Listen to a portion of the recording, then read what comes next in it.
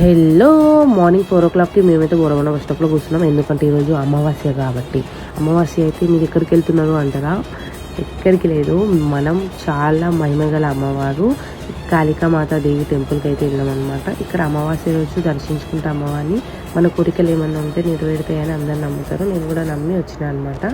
So చాలా అంటే చాలా క్రౌడ్ ఉండే. మేము వెళ్ళేసరికి అయితే మాకు కరెక్ట్గా 4:45 అయింది. 45 minutesలో మేమైతే ఇక్కడికి వచ్చేసినాం బొరబండ నుంచి. ఇంకా అమ్మవారిని దర్శించుకొని అసలు ఎంత బాగున్నారో అసలు. తర్వాత ఇక్కడ ముడుపులు కడితే కూడా మన కోరికలు అయితే నెరవేరుతాయి అంట. సో కట్టిన తర్వాత 5 అమావాస్యలు మళ్ళీ 5 వారాలు అయితే మనం ఇక్కడికి వచ్చి అమ్మవారిని దర్శించుకోవాలి. అట్లయితే మన కోరికలు అయితే నెరవేరుతాయి. మళ్ళీ అమ్మవారిని దర్శించుకొని అక్కడనే కొబ్బరికాయ కొట్టుకొని అమ్మవారికి దండం పెట్టుకొని నా కోరిక గట్టిగా చెప్పేసి అయితే వచ్చిన అది నెరవేరాలని చెప్పేసి.